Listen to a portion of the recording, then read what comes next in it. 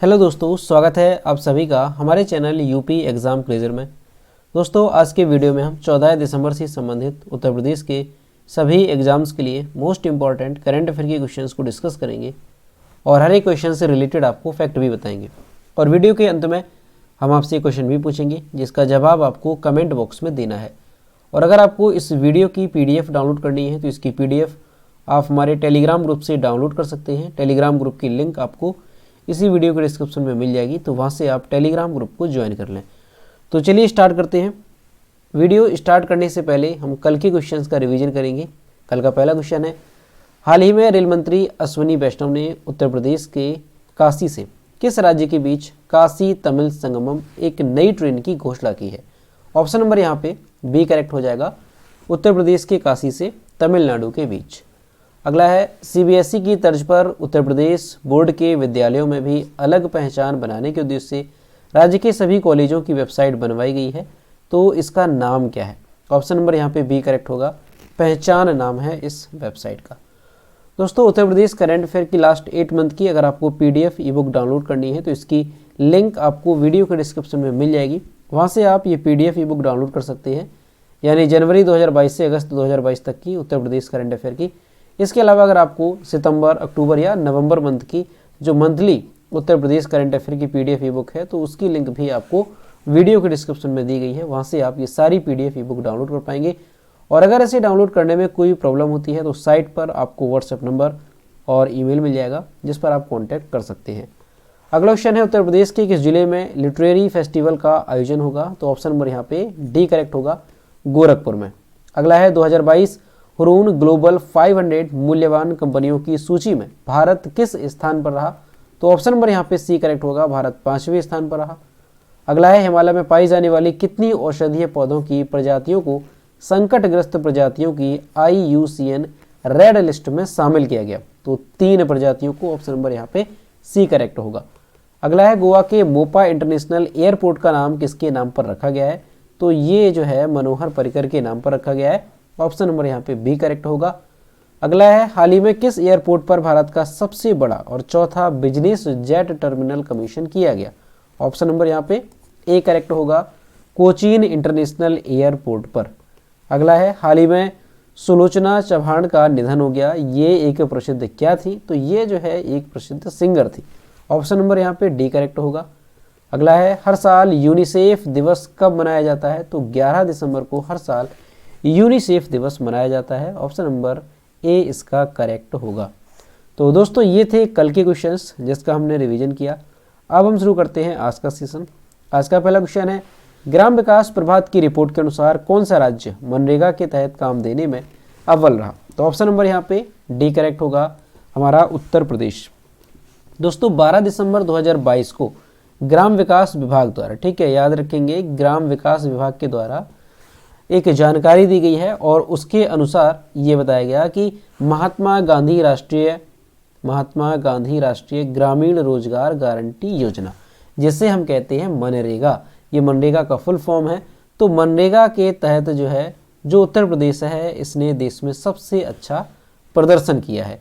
मानव दिवस सृजन में और 100 दिवस का पूर्ण रोजगार उपलब्ध कराने में उत्तर प्रदेश देश में प्रथम स्थान पर है। यानी दोस्तों, जो मनरेगा है इसके तहत क्या है, तो इसके तहत जो है ये लक्ष्य रखा जाता है कि 100 दिन का जो है आदमी, जो व्यक्ति है, उसको 100 दिन का रोजगार दिया जाएगा। ठीक है, 100 दिन का रोजगार देने का इसमें प्रावधान है। तो इसी के तहत जो हमारा उत्तर प्रदेश है, ये मानव दिवस सृजन और 100 दिवस का पूर्ण रोजगार उपलब्ध कराने में पूरे देश में पहले स्थान पर रहा। वित्तीय वर्ष 2022-23 में प्रदेश ने 53 लाख परिवारों को रोजगार दिया है।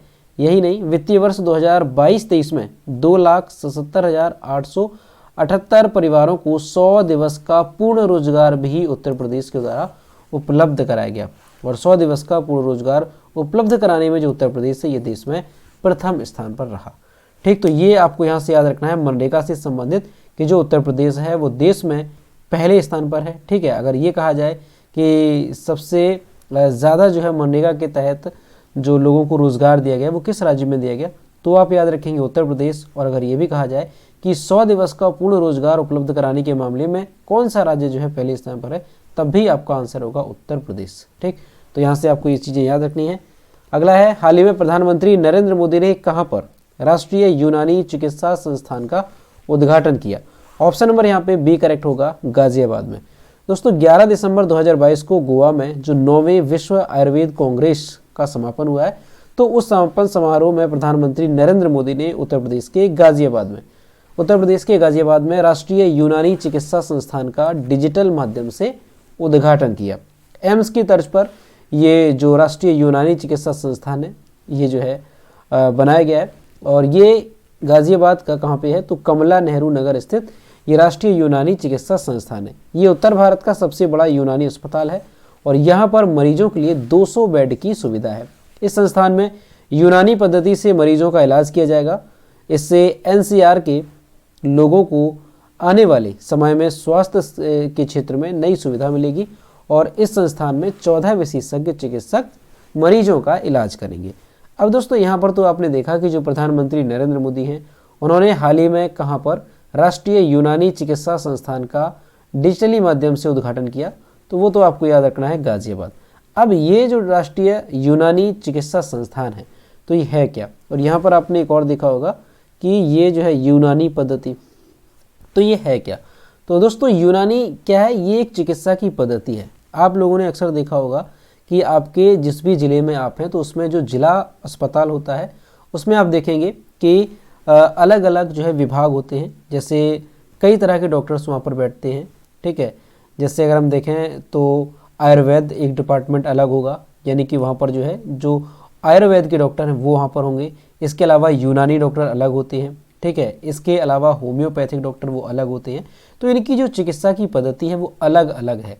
ये जो उपचार करते हैं, जो ट्रीटमेंट करते हैं वो अलग तरीके से करते हैं, ठीक है। इनकी जो दवाइयाँ हैं वो भी एक अलग तरह की होती हैं, ठीक है। और एक जो जिला अस्पताल में या कोई भी हॉस्पिटल होता है तो एक होती है जिसे हम कहते हैं अंग्रेजी दवाएं।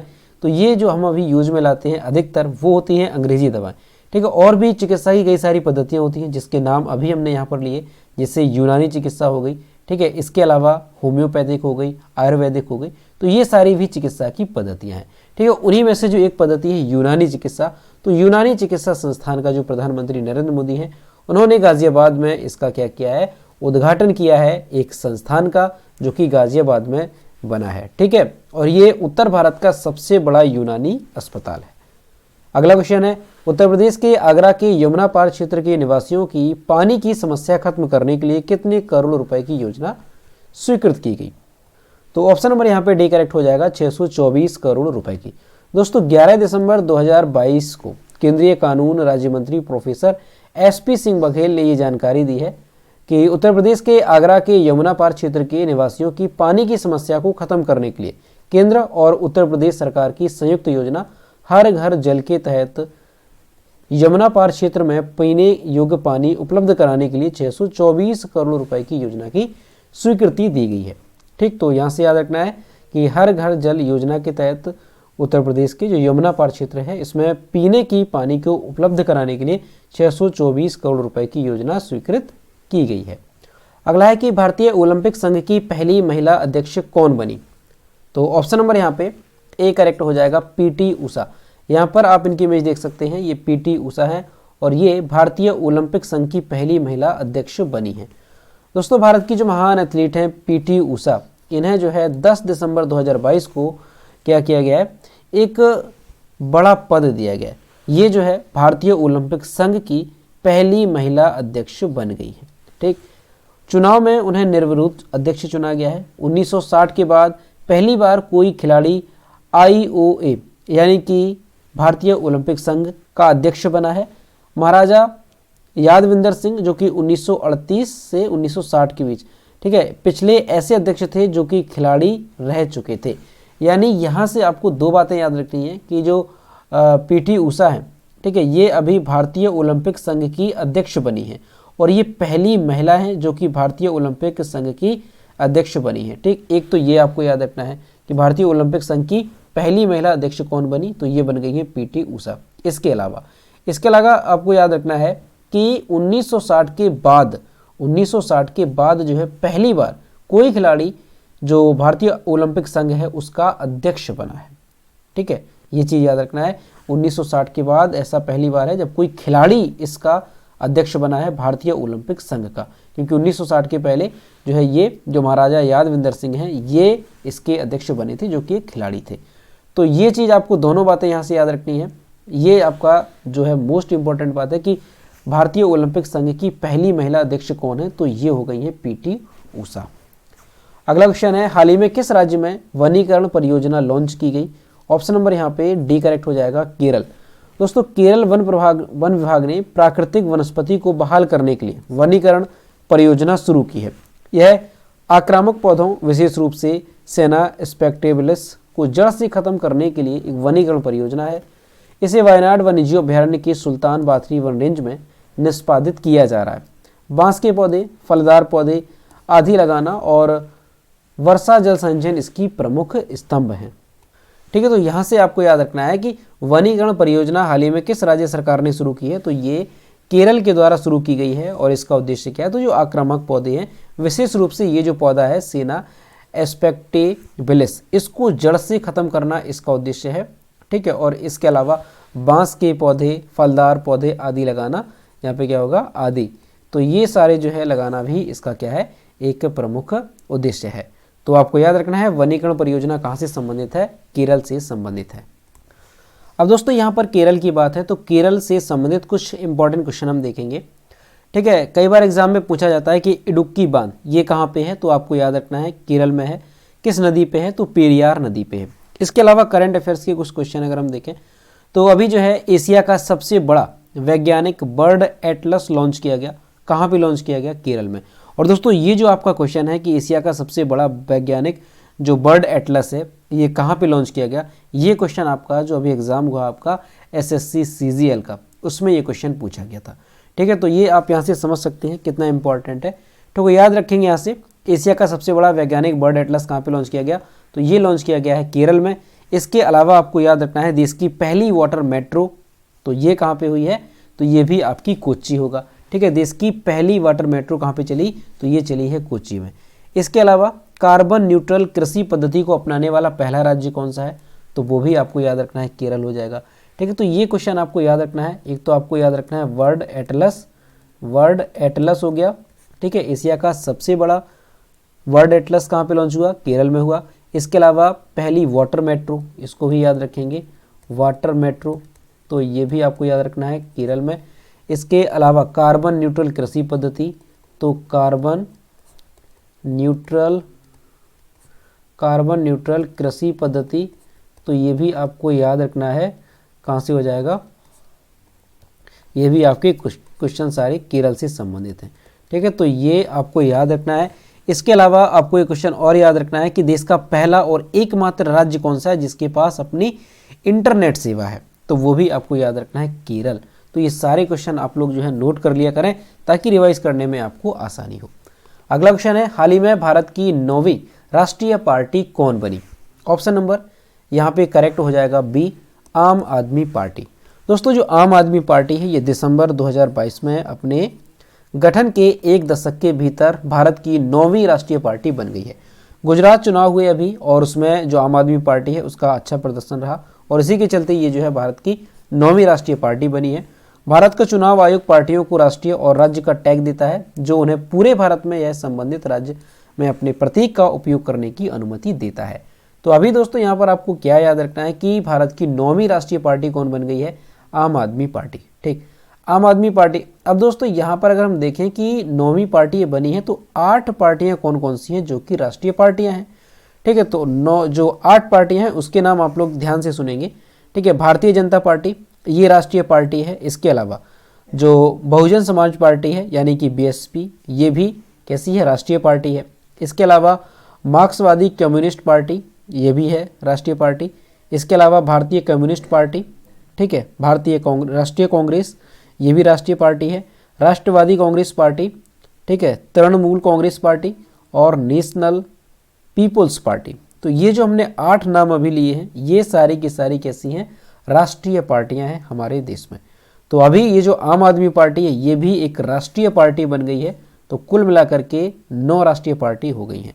अब आप लोग सोच रहे होंगे कि बाकी जैसे उत्तर प्रदेश में जो एक पार्टी है समाजवादी पार्टी, तो ये तो काफ़ी बड़ी पार्टी है। तो ये कैसी पार्टी है? तो दोस्तों ये राष्ट्रीय पार्टी नहीं है, ठीक है। ये कैसी है? ये जो है राज्य स्तरीय पार्टी है, ठीक है। इसे हम कह सकते हैं क्षेत्रीय पार्टी है। तो ये आपको यहाँ से याद रखना है कि जो आम आदमी पार्टी है ये 9वीं राष्ट्रीय पार्टी बन गई है। अगला है 11 दिसंबर 2022 को किस लीडर को SIES अवार्ड से सम्मानित किया गया? ऑप्शन नंबर यहाँ पे बी करेक्ट होगा, पूर्व उपराष्ट्रपति वेंकैया नायडू को। दोस्तों जो पूर्व उपराष्ट्रपति हैं वेंकैया नायडू, इनको 25वां Shri Chandrasekharendra Saraswati national eminence award से सम्मानित किया गया।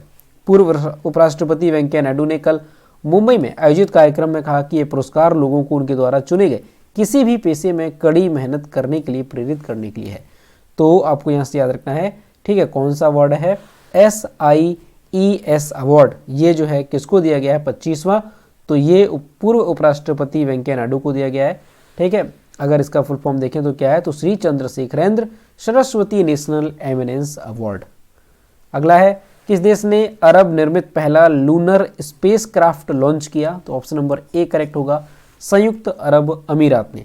दोस्तों 11 दिसंबर 2022 को एक स्पेस एक्स फाल्कन 9 रॉकेट ने पहली अरब निर्मित लूनर स्पेस क्राफ्ट ऑर्बिट के लिए लॉन्च किया है। इसे फ्लोरिडा के Cape Canaveral Space Force Station से लॉन्च किया गया। रसीद रोवर का निर्माण जो है किसने किया? तो संयुक्त अरब अमीरात के द्वारा दुबई के मोहम्मद बिन राशिद अंतरिक्ष केंद्र द्वारा इसको जो है निर्माण किया गया और इसे जापानी चंद्र अन्वेषण निगम आई स्पेस के होकुटो आर लैंडर द्वारा भेजा गया है। तो यहाँ से आपको क्या याद रखना है? अगर आपसे एग्जाम में पूछा जाता है कि किस देश ने अरब निर्मित पहला लूनर स्पेस क्राफ्ट लॉन्च किया, तो संयुक्त अरब अमीरात ने। अगला क्वेश्चन है किस देश की कंपनी आई स्पेस ने दुनिया का पहला कमर्शियल मून लैंडर लॉन्च किया? तो ऑप्शन नंबर यहाँ पे डी करेक्ट होगा, जापान ने। यहाँ पर जो आप इमेज देख रहे हैं ये क्या है? तो ये जो है कमर्शियल मून लैंडर है। दोस्तों हाल ही में एक जापानी अंतरिक्ष स्टार्टअप है आई स्पेस INC, तो इसने जो है अपने हाकुटो आर मिशन के तहत स्पेस एक्स फाल्कन 9 रॉकेट से चंद्रमा पर अपना निजी लैंडर M1 लॉन्च किया। यह जापान और किसी निजी कंपनी द्वारा अपनी तरह का पहला चंद्र मिशन है। इस मिशन के तहत लैंडर को चंद्रमा पर पहुंचने में लगभग 5 महीने लगेंगे। जापान की कंपनी आई स्पेस के हाकुतो आर मिशन 1 के तहत लैंडर व रोवर को चंद्रमा पर भेजा गया है, ठीक है। तो यहाँ से क्वेश्चन क्या बनता है? आपको याद रखना है कि किस देश की कंपनी आई स्पेस ने दुनिया का पहला कॉमर्शियल मून लैंडर लॉन्च किया? तो वो किया है जापान की कंपनी है, ठीक है। कौन सी कंपनी है जापान की? तो वो भी याद रखेंगे, आई स्पेस INC। इसके द्वारा जो है इसको क्या किया गया है? लॉन्च किया गया है। और दोस्तों ये जो जापान की कंपनी है, अंतरिक्ष स्टार्टअप है आई स्पेस INC, तो ये जो है पहली कंपनी है जिसने दुनिया का पहला लैंडर व रोवर चंद्रमा पर भेजा है, पहला कमर्शियल, ठीक है। तो ये चीज़ आपको याद रखनी है। कंपनी का नाम आई स्पेस कहाँ की है? जापान की कंपनी है। अगला क्वेश्चन है भारत सरकार ने PM स्वनिधि योजना को किस वर्ष तक विस्तार कर दिया है? तो ऑप्शन नंबर यहाँ पे सी करेक्ट होगा, 2024 तक। दोस्तों भारत सरकार ने PM स्ट्रीट वेंडर की आत्मनिर्भर निधि यानी कि PM स्वनिधि योजना को मार्च 2022 से आगे बढ़ाया है। ऋण देने की अवधि का विस्तार दिसंबर 2024 तक होगा। PM स्वनिधि योजना के बारे में अगर हम देखें तो ये जो योजना है 1 जून 2020 को शुरू की गई थी। ये जो योजना है इसके तहत छोटे दुकानदारों और फेरी वालों को आर्थिक सहायता प्रदान करने के उद्देश्य से इसको शुरू किया गया था। अब इसके तहत क्या था? तो PM स्वनिधि योजना के तहत रेहड़ी पटरी पर सामान बेचने वाले या अन्य छोटे मोटे काम करने वाले जो लोग हैं वो बैंक से 10,000 रुपये तक का लोन ले सकते हैं, ठीक है। पहली बार जो लोन लिया है उसको चुकाने के बाद वो दूसरी बार में 20,000 तक का लोन ले सकते हैं और तीसरी बार में वो 50,000 तक का ऋण बैंक से प्राप्त कर सकते हैं। तो ये थी PM स्वनिधि योजना और ये जो योजना है ये मार्च 2022 तक थी, लेकिन अभी इसको जो है बढ़ा दिया गया है और दिसंबर 2024 तक इसको कर दिया गया। तो याद रखना है यहाँ से PM स्वनिधि योजना का विस्तार कहाँ तक किया गया है? तो दिसंबर 2024 तक। तो दोस्तों ये थे 14 दिसंबर से संबंधित उत्तर प्रदेश के सभी एग्जाम्स के लिए मोस्ट इंपॉर्टेंट करंट अफेयर के क्वेश्चन जो कि हमने डिस्कस किए। अब हम देखते हैं कल की वीडियो को क्वेश्चन जो हमने आपसे पूछा था। ये है कल की वीडियो को क्वेश्चन जो हमने आपसे पूछा था कि हाल ही में हिमाचल प्रदेश के नए मुख्यमंत्री के रूप में किसने शपथ ग्रहण की? ऑप्शन नंबर यहाँ पे सी करेक्ट था, सुखविंदर सिंह सुक्खू, जो कि हिमाचल प्रदेश के नए मुख्यमंत्री बन गए हैं। और लगभग सभी स्टूडेंट्स ने इसके सही जवाब किए। और मैं आपसे रोज़ कहता हूँ कि जो भी क्वेश्चन आपसे पूछा जाए तो सभी लोग क्वेश्चन का आंसर जरूर किया करो। यह है आज का क्वेश्चन, हाल ही में गुजरात के मुख्यमंत्री के रूप में किसने शपथ ग्रहण की? इसका जो भी करेक्ट आंसर है वो आपको कमेंट बॉक्स में बताना है। और दोस्तों सभी लोग क्वेश्चन का आंसर जरूर करेंगे। तो आज का वीडियो कैसा लगा? अगर वीडियो पसंद आया है तो इसे लाइक करें, अपने दोस्तों के साथ शेयर करें, और अगर अभी तक हमारे चैनल पर नए हैं तो चैनल को सब्सक्राइब करना ना भूलें। साथ ही बेल आइकन को भी प्रेस करें ताकि सारे वीडियोज़ की नोटिफिकेशन आप तक पहुँचती रहे। तो मिलते हैं नेक्स्ट वीडियो में। Thank you.